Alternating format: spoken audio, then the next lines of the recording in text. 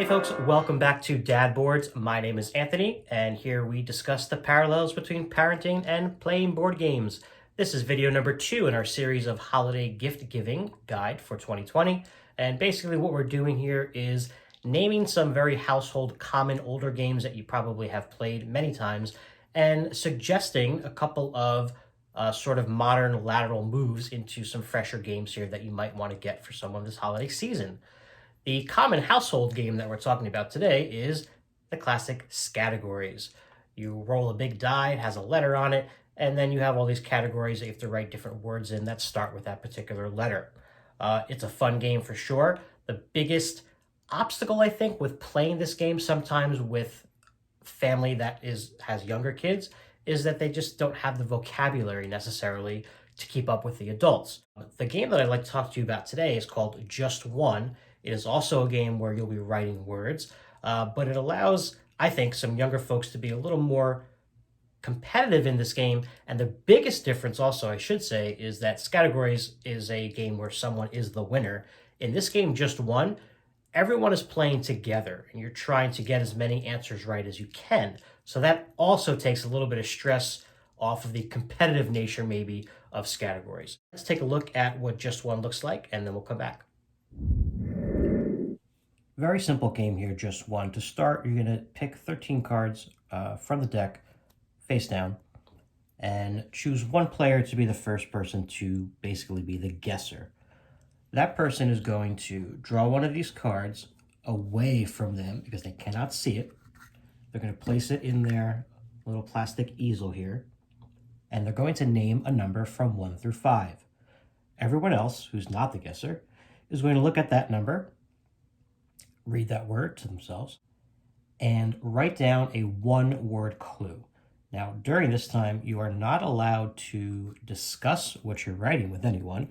You're obviously not allowed to show it to anyone yet. So there's no communication here yet. One word. When you're done writing, flip your easel face down so nobody can see your word.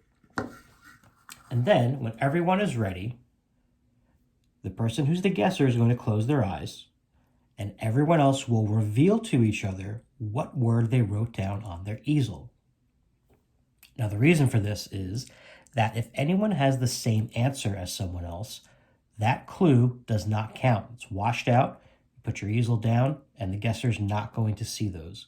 So you're trying to get the most unique clues to give the person guessing the best opportunity to guess the word. So let's take a look at one of the clue cards here as an example.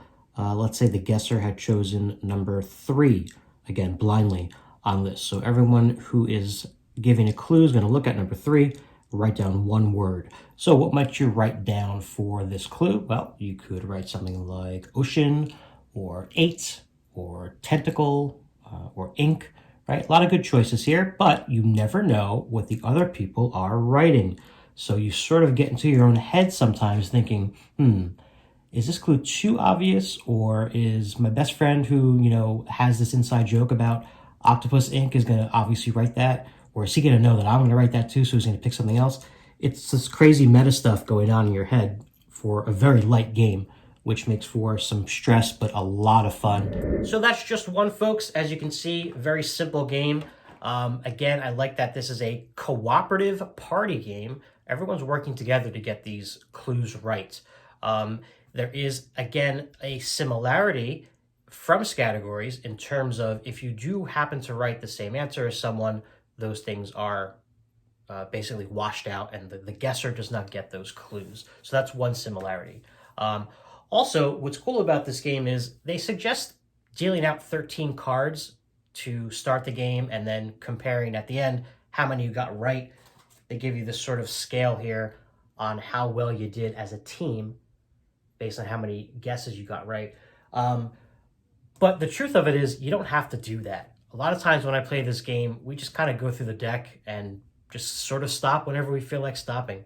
There's really no hard, set, fast rules for that. So it's a lot of fun, a lot of laughs. And also what's great about this game is I actually gave a couple of the easels and markers to my parents because you can play this game virtually, which is obviously all the rage these days. It's really easy to play this, say, over Zoom. Even if the person or people you're playing with don't have the game, All they need is a writing utensil and a piece of paper, and they can show it to the camera. So it works on a lot of levels. That's just one. Again, this is from Repost Productions here, plays from 3 to 7 people and ages 8 and up in about 20 minutes. Thanks for watching, folks. If you did enjoy this video, if you wouldn't mind giving a little thumbs up down there at the bottom, and maybe even subscribing to this channel for more Dad Boards content. Thanks. Happy holidays. We'll see you next time.